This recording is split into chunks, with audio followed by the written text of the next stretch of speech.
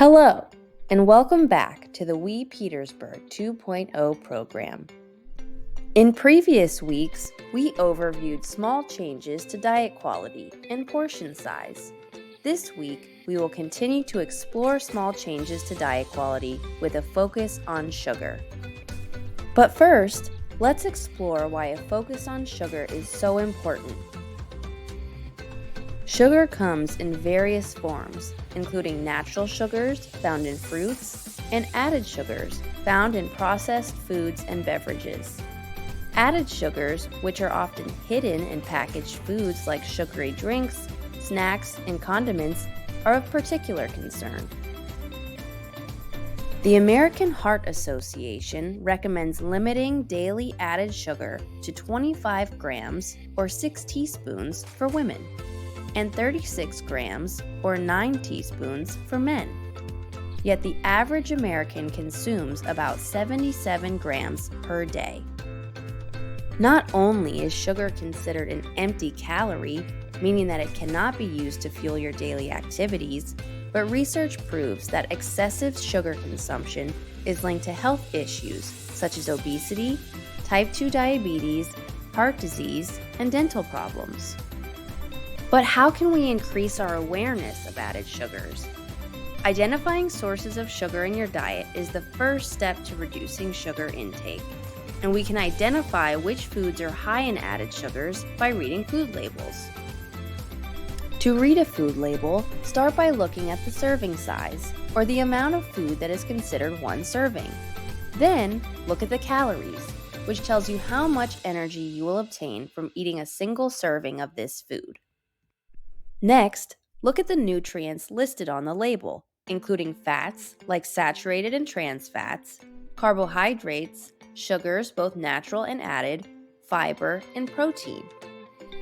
The percent daily value will indicate how much of each nutrient in one serving contributes to your total daily recommended intake. Finally, take a look at the ingredients to get an idea for what is actually in your food. Ingredients on food labels are listed in order of highest to lowest volume, so the first few ingredients make up the majority of the product.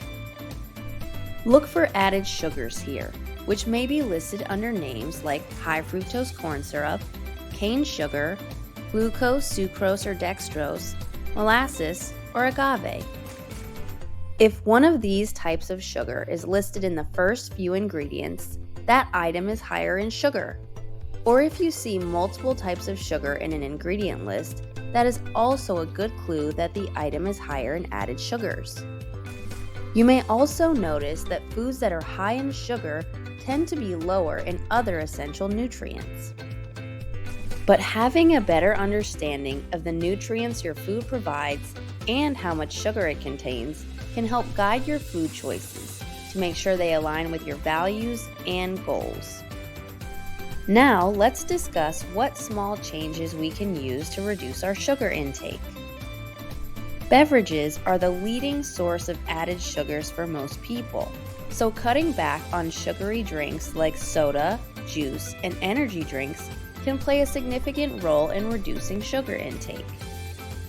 You can try to limit how often you drink sugary beverages or dilute them with options like half sweetened, half unsweetened tea, or adding water to your juice. You can also swap sugary beverages for water infused with fresh fruit and herbs. Or use portion control strategies like using smaller cups or purchasing smaller sized bottles and cans. You can also use portion control strategies to reduce sugar intake from processed snacks and desserts, like pre-portioning snacks or engaging in mindful eating.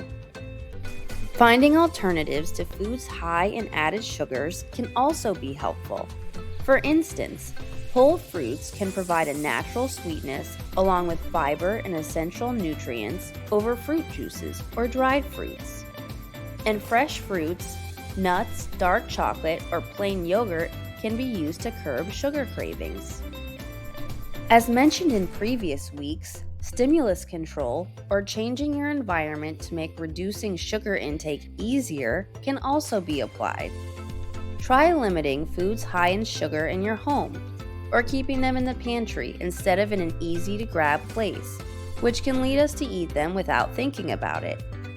Instead, keeping foods that align with your values and goals in your home and in a visible space, like on your counter or kitchen table, can help you easily make a healthy choice with little effort. Or prioritizing home-cooked meals, which can allow you to control the amount of added sugars in your food, as well as experiment with alternatives. Finally, because lack of sleep and stress can increase your cravings for sweets, we recommend getting plenty of sleep and managing stress, which we will detail in later weeks. Now let's take a look at how you can set yourself up for success this week. Take a moment to commit to one specific action or goal focused on reducing sugar intake this week. Here are some examples for what your goal could be. I will limit myself to 1 soda per day and replace the rest with water or unsweetened options.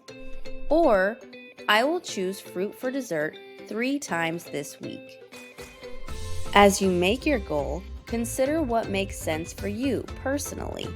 For example, if you don't drink sugary drinks, this is likely not an area where a small change makes the most sense. Keep moving forward, and remember, every step, no matter how small, towards healthier habits counts. Keep up the great work.